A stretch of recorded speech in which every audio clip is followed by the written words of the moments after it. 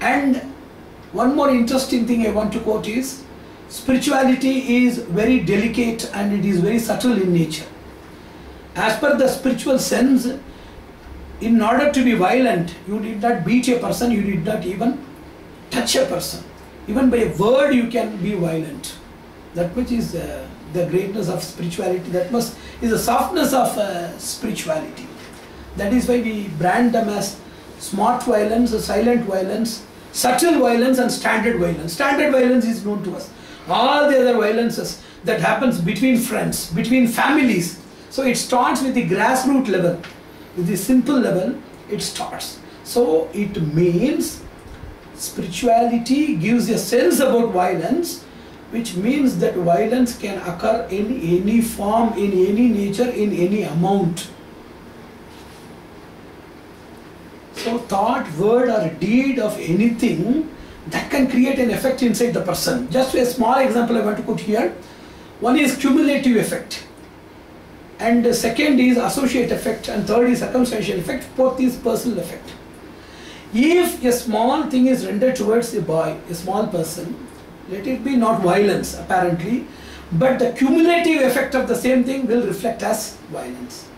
Second thing, associate. If already there are many factors that are haunting the person, that are prone to violence, whatever small piece that you add will immediately burst as violence because of the availability of other factors already. If the person is in a vulnerable condition or circumstances, even small things, because of even a spark, when there is combustibility, immediately it catches fire and bursts out. If a person is in such a circumstance, even a small fraction of your act, thought and word may result in violence, effect of violence.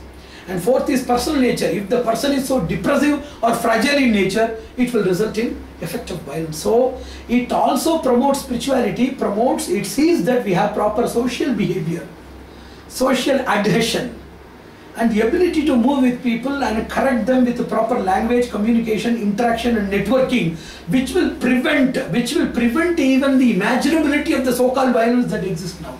If we are so subtle in our calculation, where comes the possibility of such violence which is occurring now in its ugliest forms? There is no chance at all. And spirituality gives you power. It gives power to every simple thing. Every simple thing. Whenever you want to fight in a battle, you need arms, ammunition and various other forces. With mere simple tools we can achieve the same thing, provided we are spiritually powerful. What is a spiritual power? It gives everything power so that we can deal with anything you want. For example, if you just assemble, that's what we are seeing in Satyagraha, the so-called non-violence that we are seeing now. Very simple things, they are gaining power. How? By a special model which we call it as MP3. Mind power, mission power and mass power. If the mind is strong, if they are diligent with the mission, and if there is a mass following that mind and mission, then certainly it is the power of non-violence. Non-violence cannot be powerful, because non-violence means, what do you mean by non-violence? Non-violence as a word has no meaning at all. It is an adjective. Non-violent revolution, non-violent retaliation, non-violent response. That's what we brand. Non-violence is a potential tool. It's a powerful tool. And non-violence is the modus operandi of the tool. It is not name of the tool. Revolution is the name of the tool.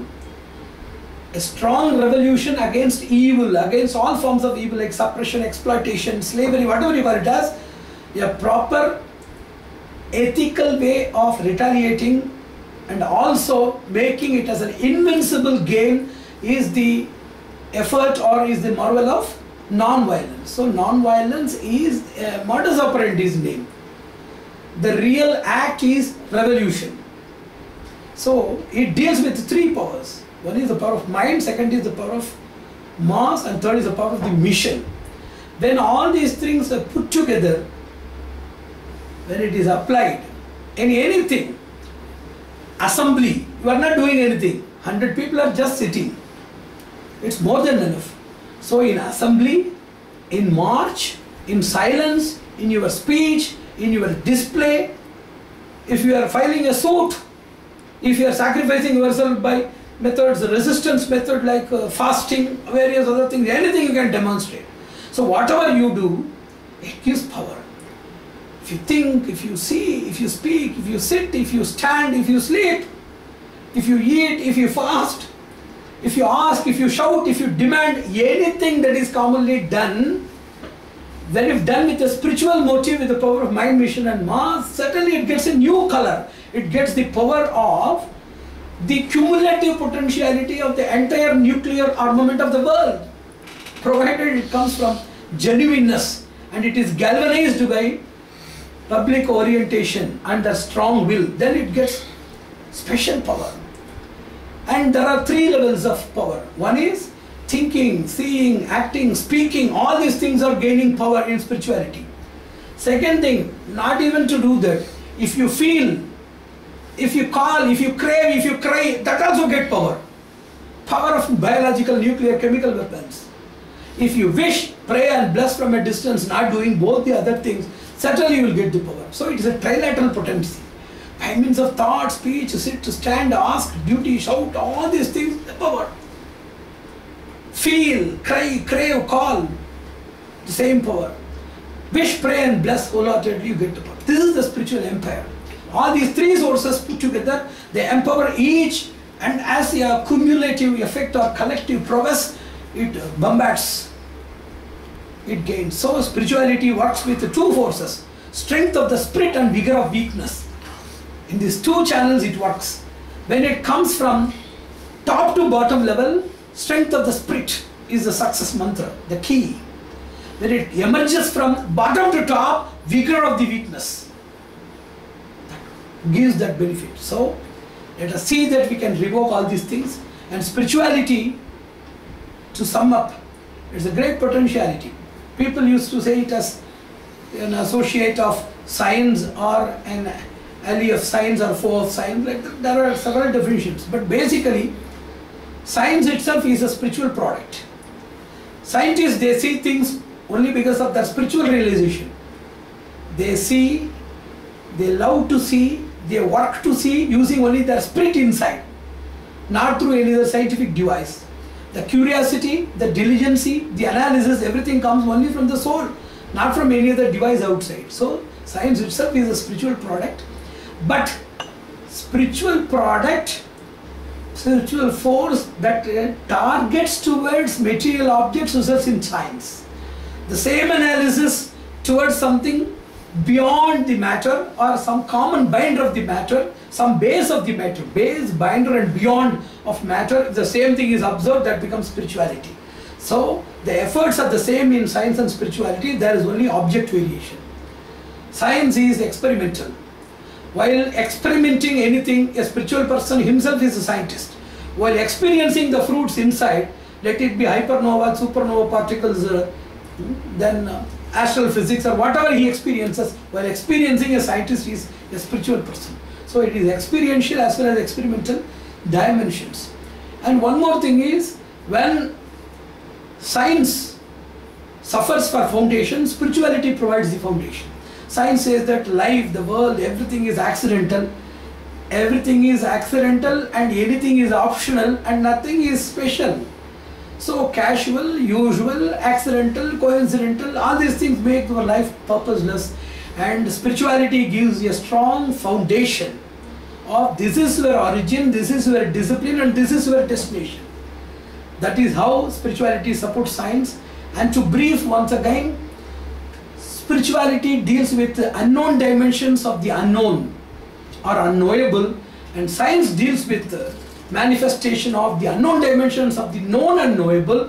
Both the hemispheres put together is the knowledge planet or the wisdom planet, and a complete man is a person who has scientific understanding and spiritual understanding.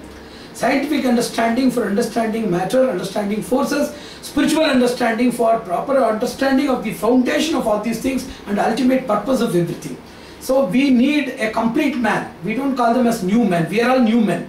We are not real men. We are all new dynasties. We need a complete man who has society in his heart, science in his brain, and spirituality, the prowess of spiritual fountain endowed in his soul. We need such a great person. We need such a great community. It's not a personality, it is a community. Many people should be there. If one or two people are there, it's personality. We need a community to see that a new world that emerges. It will create, if such a vision is there, certainly we will not be wasting our resources and getting into environmental remediations. We have wasted all of the energy, we have polluted everything provided by nature, now we are trying for remediation. We have not only spoiled physical health but also planetary health. And also physical health, whatever we have promoted is embellishing hospitals, extending, expanding hospitals and making treatments expensive. All E's are there except the so-called fifth E known as effective.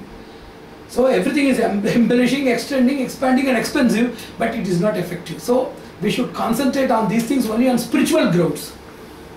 Then only we can save the ecology, we can save our own health, and also we can save the planet from the turmoil of conflicts, clashes and catastrophe that is happening now. Everybody is fighting. We are seeing that. Religious dogmas and sentiments which are further given feed, inspiration, fuel and circumstances and targets for fighting. Everything is provided by the social custom and trend. Already they have been doing. So the same inspiration makes the people to continue. So what to do with that? We have to do something known as a miracle. Yes, it will happen. How?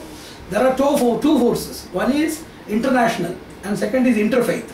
Both of them are fighting for authority. This person for apparent authority and that person in the name of absolute authority. In some other things, they want to fight. They want to have authority here. Here they want to emphasize that their authority is authoritative. So these type of what we call PRBS. We are fighting for four things. One is P for power, R for resources, B for beliefs and S for sentiments. All these four things are ruining the society, and spirituality or spiritual sense only can see that beliefs are promoted into benevolence. Sentiments are developed into sacredness, not mere sentiments, weak sentiments, but sacredness and salubrity to the society. And see that power is meant for protection of the downtrodden and resources are meant for sharing for the downtrodden. These things are possible only by a spiritual motivation inside the person. That is known as mystic power. We talk about Ashtama Siddhi. What is Ashtama Siddhi? Very simply, I want to give one example which may be humorous. The world is having many zones and regions of knowledge, of wish, of belief and practice. Everything is very much isolated and there is a cleavage of, there is nothing but a heap of cleavages in the society. So we know that the social distinctions or social groups are incompatible, number one. Number two, these people are incorrigible. And in this manner, total calamity for the world is unpreventable or inescapable. These three factors are the ingredients. Incorrigibility of the people's nature, incompatibility of the systems now, inevitability of calamity. These three things are the ingredients. We have to put these ingredients inside a spiritual oven and we have to make or bake the peace cake. That is a mystic power. This is a challenge given to spiritual community. As it is a mystic power, it will make. It will transform. It will get everything transformed. It will get everything aligned. It will get everything confederated. It will see that the synergistic values of differences that emerge as global well-being. For that we need dedicated spiritual might and mission, without which we cannot bring. That is what we call collective psyche. All of our intelligences put together, they need to be transferred to each other. It's not transformation of consciousness, but elevation of consciousness to a global level. For the future level, for all living beings, it should be biocentric. First anthropocentric, biocentric, cosmocentric and holistic. It is not the evolution of this consciousness. Yes, it will occur and it should occur and we should make it occur. It is possible by bringing only moral as well as spiritual regeneration of values. Because moral values are much essential for being good to others. But spiritual values are much essential for making it everlasting, effective and evil free. Three E's are essential. Even we have qualities, there are possibilities of we getting corrupted. Even if we are powerful, we may not be effective in some cases. Even if we can possess something, but it may diminish or fade. To make it effective, evil-free and everlasting, all moral values should be guarded by spiritual values. Morality or moral sense is just principle. The potential to maintain the principle and also to see that we can instill the same on others is possible only by spiritual values. So let us hope that these values are fed into the society by education, good parenting, good association or satsanga, by means of our interaction and social associations in the pretext of culture, heritage, values, philosophy. You may talk it or you may take it in any form, or you may talk the same thing with any other nomenclature. Name it as arts, architecture, culture, values, humanity, whatever it is. It should be taken to every corner of the society in every possible aspect of human life and prevent the world, especially humanity, from losing its real valuable phase. Narayana.